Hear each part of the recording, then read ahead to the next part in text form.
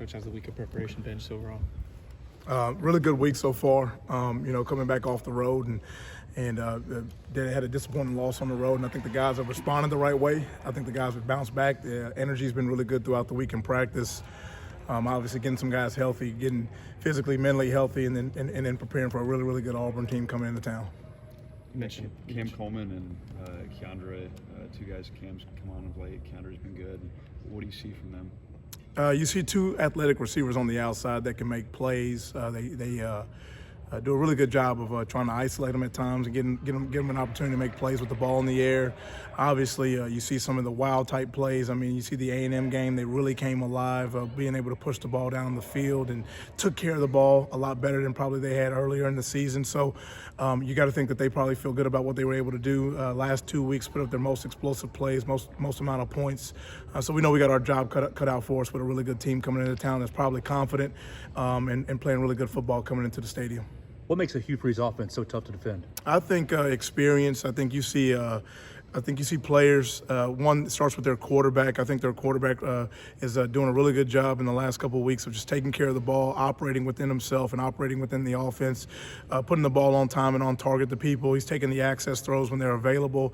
Running back's a very good player. He runs north and south downhill, and then you got athletic receivers that can make plays. And anytime you kind of combine those things and you don't take negative plays, and they're doing a good job of staying ahead of the chains. They're in advantageous downs, which is what the point total's been saying, which has allowed them to make plays. You mentioned Cam.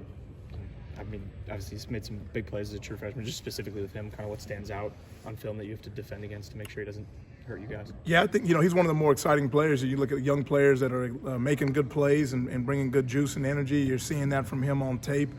He's got a natural skill set, natural ability. I think they've done a really good job of developing him throughout the season. His play's been consistent and steady.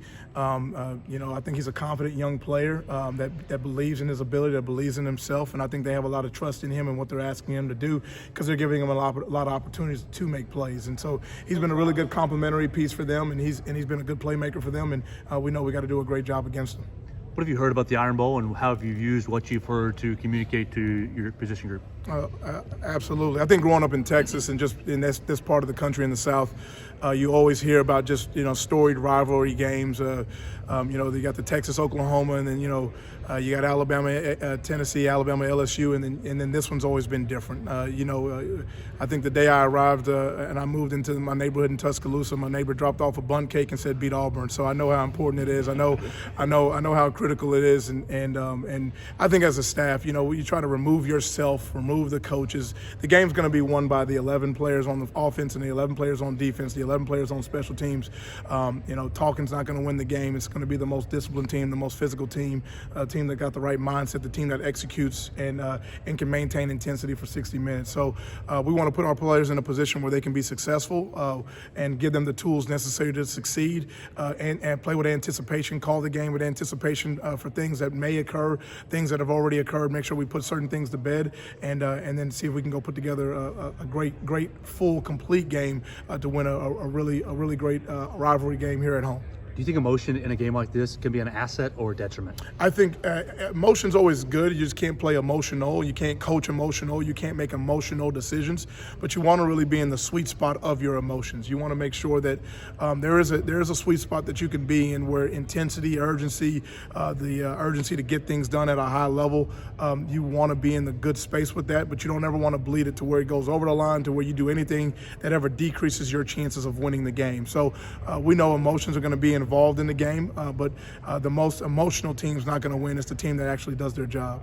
I'm curious, when you're recruiting and on the trail talking to DBs, how helpful to you is it to have players like Zabian and Zay Mincy, just as examples of, hey, if you put in the work, you can get on the field early. Just how helpful is that for yourself when you're recruiting? I think if we probably, you always kind of can go backward before you go forward. And if you look at how we've talked about Zabian and how we've talked about Bach and how we've talked about Mincy, we talked about a plan for development since the day they've gotten here early on in the season. You look at Western Kentucky, South Florida.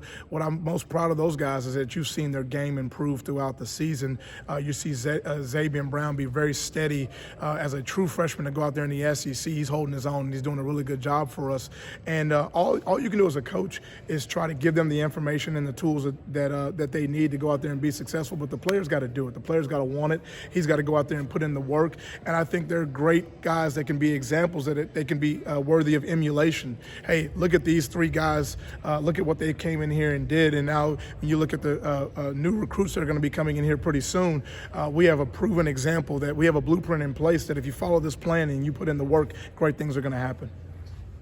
Anything else for Coach Linguist? Thanks, Coach. Thanks, guys.